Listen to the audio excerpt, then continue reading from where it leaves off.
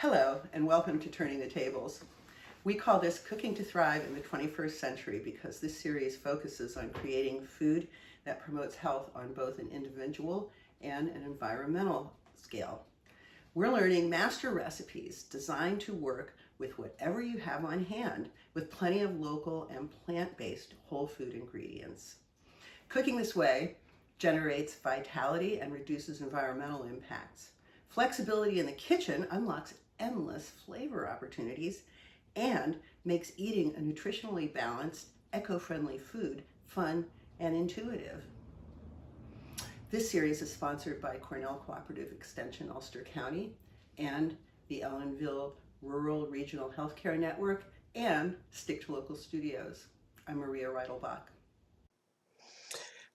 In this class, we're going to be making frozen fruit pops. And frozen fruit pops that you make at home are so much better than the kind you buy in the store because most popsicles are made with artificial flavor, artificial color, sugar, and water. And that is about it. Pops that you make at home are made with real fruit. They've got vitamins, minerals, fiber, not as much sugar, and they're just as cold and tasty, and probably even more so. So here we go. What you're going to need, you're going to need some fruit, whatever fruit you desire. You can use all different kinds. You can even use some vegetables. We'll talk about that later. You'll need a little sweetener, sugar, maple syrup, honey. All of them are good. If you want to go for that kind of creamsicle effect, you will want something creamy. You can add extras like nuts or herbs. And what kind of equipment will you be using? Well, you'll definitely need a freezer. You'll need a fork or a blender. You'll need some popsicle molds, either paper cups or actual popsicle molds. So, first step in making popsicles, are you going to prep your fruit by taking out any pits or seeds that you need to, cleaning up any little bumps and bruises, and then you are going to either mash them with a fork or blend them with a blending stick or a blender. You can save some fruit out to put it in whole. Then you add your sweetener, about 2 tablespoons, plus any extras that you want to add. Creamy things can be milk or yogurt, sour cream, or even diced herbs are good. Then fill your molds almost to the top and put them in your freezer for at least 4 to 6 hours. And you're not going to want to keep peeking, so do not look at those popsicles until they've been in there at least 3 hours. Every time you open the freezer, the cold air pours out and it's going to take longer. And then you unmold your pops and serve them, and they are so delicious. We'll even be showing you a couple of unmolding tricks. So off we go to my kitchen in lovely High Falls. So these are some of the ingredients I got. First, rhubarb with those amazing big leaves, which you can give to small children as hats. You're definitely going to want to take those leaves off. People say rhubarb leaves are poison. I wouldn't say poison, but they've got a lot of oxalic acid and more than your organs can handle, so you do not want to eat them. It's all in the dose. And I'm going to give that rhubarb a washing at the sink. So one thing that's interesting about rhubarb, besides the fact that it's actually a vegetable and not a fruit, is that you don't pick rhubarb, you don't cut rhubarb, you pull it. And when you pull it, it comes really nicely off the bottom of the plant without disturbing any of the remaining leaves. And then you end up with these little tidbits of rather grotty little wilted bits. So that's what I just trimmed off. And we're going to make strawberry rhubarb. So I've got some strawberries, and it's just such a nice thing that they're both in season at the same time.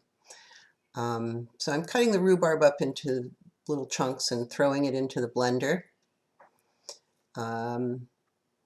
There they go. You do not need to cook rhubarb. It makes interesting juice, but when you put the whole thing in the blender, you get all that great fiber too. And I'm adding strawberries, and these strawberries have been frozen, so my mixture is going to be very thickish. I've got about 3 cups in there.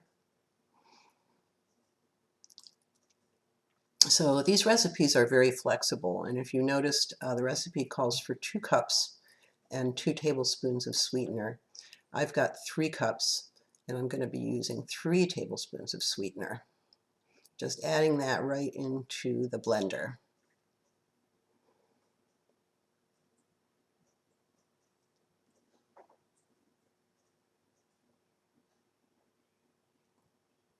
That's all set now, and I'm just gonna give that a whiz.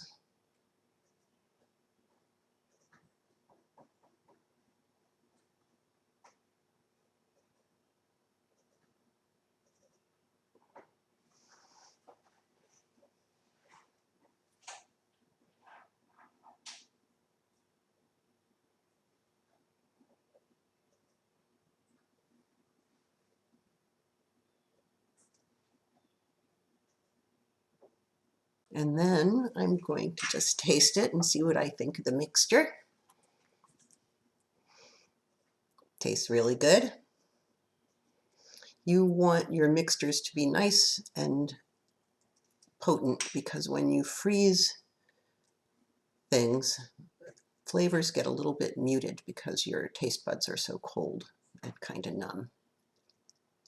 So I've got my frozen pop mold, and I'm just going to tilt this delicious mixture in and bring these molds, bring these liquid almost up to the top.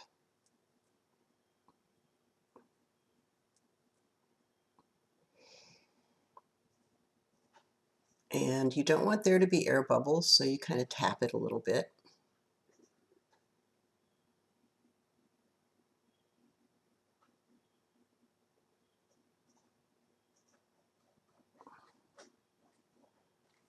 The next frozen pop we're going to make is mango raspberry. So mango is a tropical fruit, not local, and they are really delicious. They have a big flat seed inside, and so they need to be taken apart rather oddly.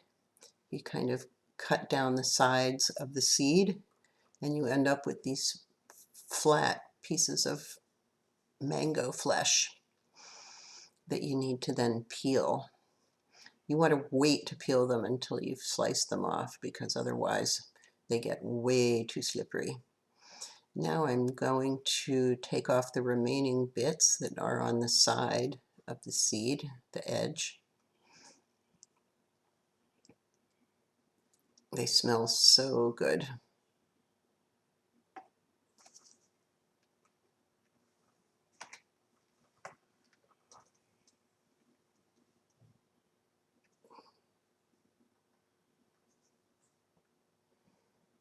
You're going to want to peel your mango, and if sometimes the skin is of a texture where you can kind of just peel it off with the edge of your knife, but sometimes the flesh sticks to it, and so you'll want to go down and just get every tasty bit of that flesh, of that fruit that's been flown to us by international jet, most likely. So it's very precious. So getting that all peeled,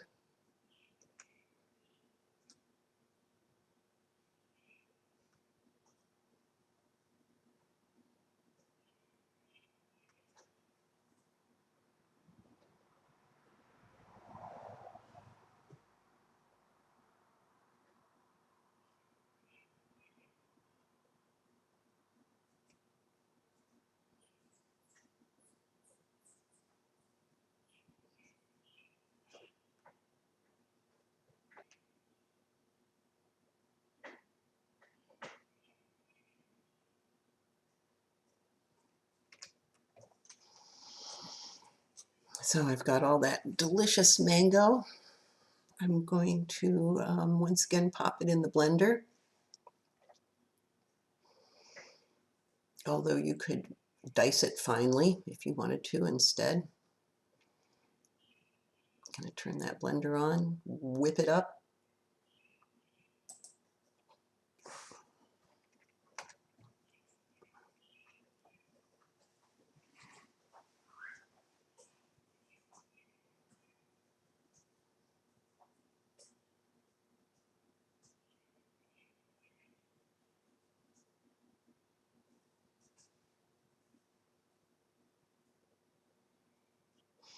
So next I'm going to add some sugar.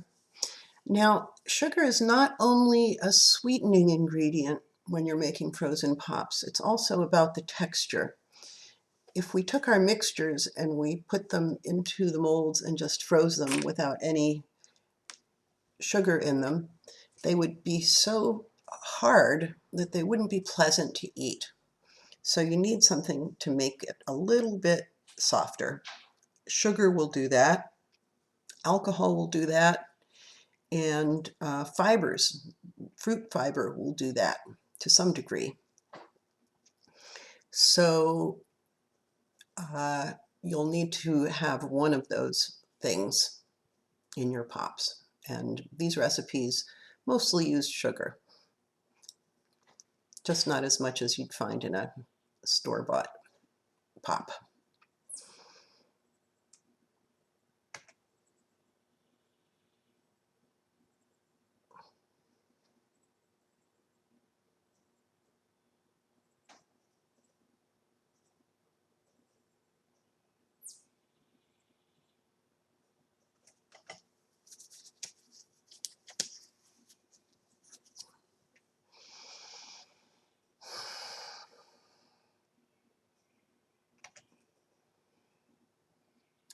Now we're going to add the raspberries.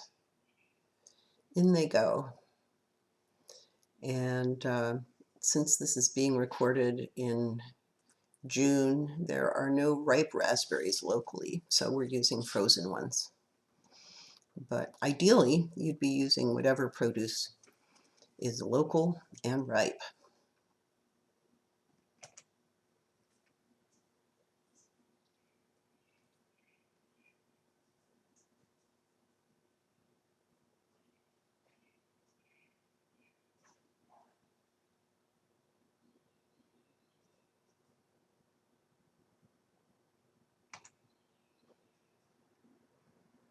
So I've got my raspberry mixture all nice and done, and I am going to put a little raspberry into the mold first because we're going to do a bicolored mold. Two colors and two flavors. First flavor we're going to have is raspberry. And I'm just pushing that into the mold. Some of it gets on the sides. What are you going to do? So I'm tapping it to make sure that there are no bubbles in it. And now I'm putting in the mango. Just kind of squishing that in.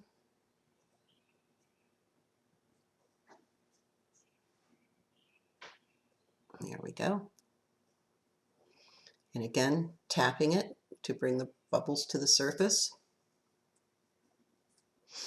The next pop we're making is going to be made with melon. Now, I found this oddball melon at the supermarket. It was white like a honeydew, but it had flecks of green. It also had some brown spots, so it was overripe. And the produce manager told me it was a dino melon. And I asked if I could get it reduced. It was $8, and they reduced it to $3 because it had brown spots. So I thought it's worth a shot. It's pretty much like a honeydew. So we also have a wonderful green herb called shiso that I grow in my garden. It's a Japanese herb. It comes in green and purple. It's used to color and flavor ginger that is used with sushi. It's also used to flavor candy and used in sushi wraps.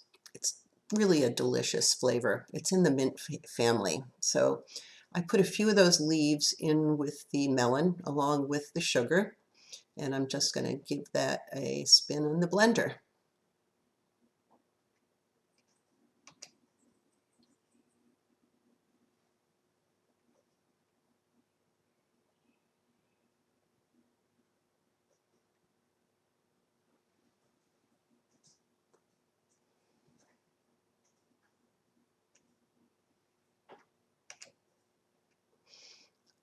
So it's all spun and delicious, very kind of loose,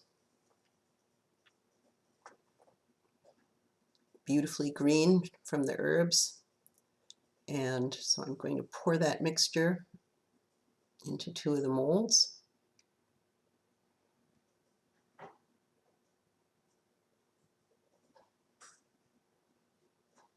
And just putting about half in.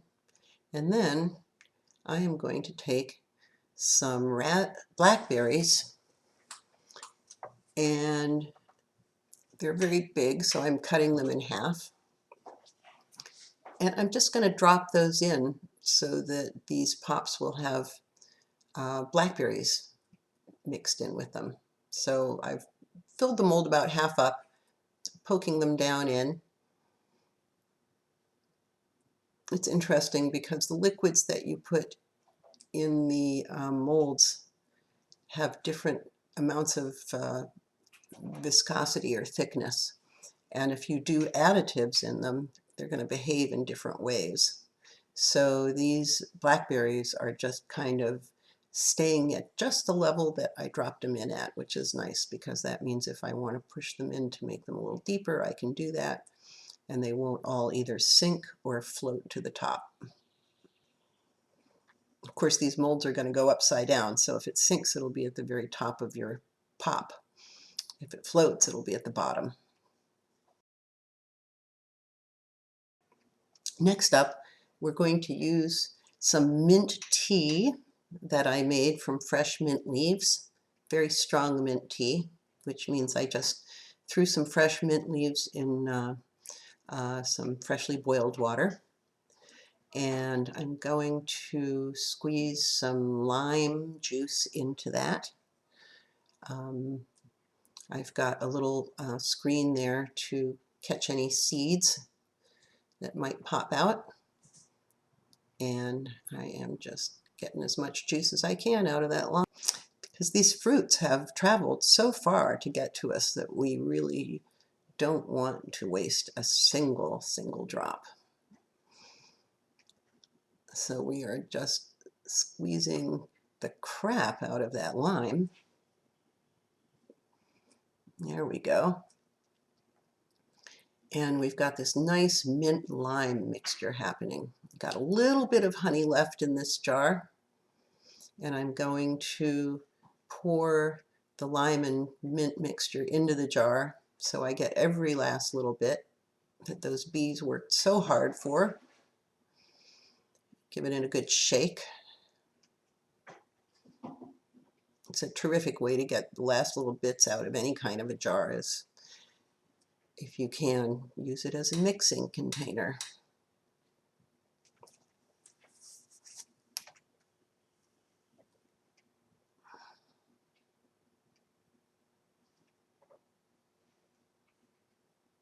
So there I go. I'm going to pour that in, and we're only making a little bit of this, not even 2 cups. I'm going to give it a taste to see if it's sweet enough.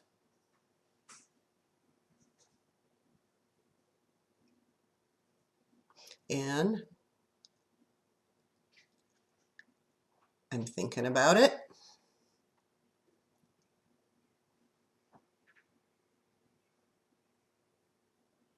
Now we are going to use little paper cups as molds. So I have a beautiful nasturtium flower that I'm going to put in each one. Nasturtium flowers, if you've never had them, are very peppery, and they have a very specific flavor that nothing else has. And so I'm just pouring this lime mint mixture in. So you've seen two ways to use herbs in your frozen pops. You can either put the whole leaf in when you're using a blender, or you can make a tea. So we've got our filled up our two little tiny cups, and just trimming off the end of the nasturtium blossom that's sticking out. And I have pre-cut some cardstock into little squares, and those are going to be the tops of our molds. I'm just going to cut a little slit for the stick to stick out of. If you don't have wooden sticks, you can just lean a spoon in there, a small spoon. There we go. Just going to push that in, and doing the second one now. Of course, got to sabotage your first one. There it goes. And putting in the second one. Wooden sticks are so great. They are not expensive. They're biodegradable. You can use them over, or you can even build strange crafts out of them. So the next frozen pop we're going to make is not a fruit pop. It is what I like to call a frozen Mary. So I'm going to take some of these lovely tomatoes that I canned last fall, and I'm going to use the stick blender to just give those a quick whirl. I'm not juicing them because I want all that nice fiber. I'm not sure why tomatoes are so red when they're whole, and then if you blend them, they turn pale red or pink. I don't know if it's air or what. Anywho, we're going to add a little bit of pickle juice and a little bit of Worcestershire sauce, just as if you were making a Bloody Mary, whatever mixture you like in your Bloody Mary. A little bit of hot sauce,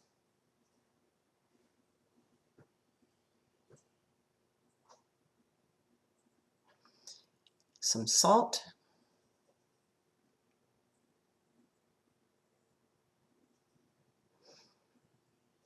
and of course a little bit of vodka. Now you don't want to overdo it. I am using, I think, half of what I would usually use for a mixed drink. Again, we aren't using sugar in this, and so the vodka is going to help keep this a little bit softer so it doesn't end up a icy block. So I gave that a stir. I'm going to taste it now and see whether it's got a flavor that I like. And I'm thinking that maybe it needs a little bit more zhuzh. So I'm going to add some more Worcestershire sauce.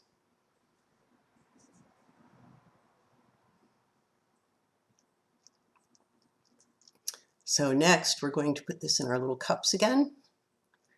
In it goes.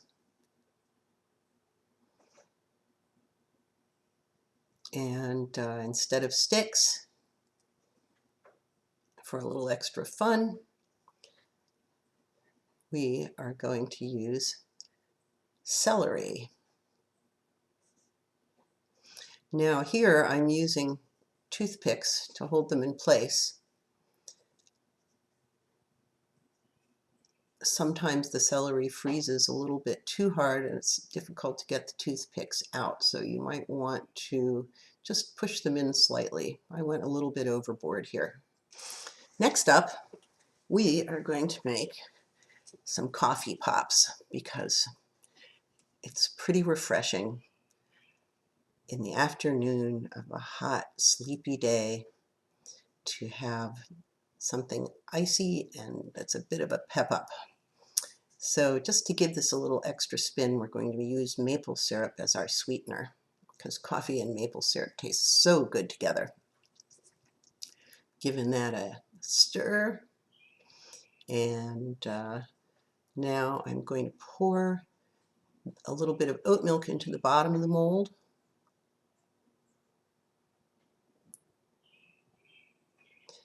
And then I'm going to add the coffee on top, pouring it over a spoon so that we end up with the cream a little bit more strong at the bottom than the top, just to give it that nice ombre effect.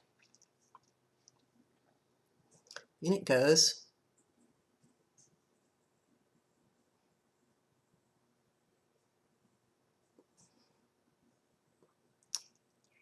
So easy. Next up, oh yeah, carrots. Believe it or not, carrots make delicious frozen pops, especially if you mix it with lots of ginger, a little lemon, a little sugar. I have prepared this mixture in advance, and in it goes.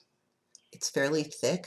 Next, I'm going to add a little bit of yogurt that has a little bit of lemon and a little bit of sugar in it. And again, I'm tapping it to bring out any air bubbles. And I'm going to add some more carrot mixture.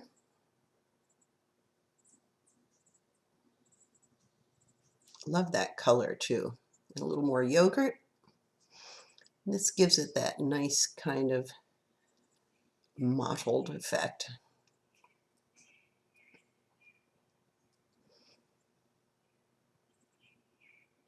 If you wanted to get really fancy with your pops, you could freeze them before you add the next layer so that you would have very evenly, say, striped pops. But as you can see, without going to those lengths, it's pretty easy to have a lot of variety. And again, tapping it to bring the bubbles to the surface. Checking it out, putting the lid on. And the lid has little slots for the sticks. And since our mixture is made with fruit pulp, those sticks are going to be very happy just sitting in there. If you've got a mixture that's more liquid, like the coffee, you'll have to fuss around with your sticks a little bit more.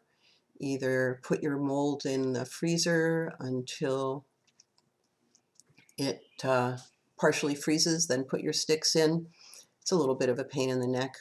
Or you can take a toothpick, a broken toothpick, and just kind of jam the pointed end in next to the stick to kind of prop it in there, which is what I'm going to do. Here we go, ready to go into the freezer. There she goes. Here's the way you unmold. I am putting that in the pot and watching the water level rise up until it's exactly the right amount so it covers each pop. I'm counting to about 20, 1 Mississippi, and the pop just comes right out. Now that water is lukewarm, it's not hot.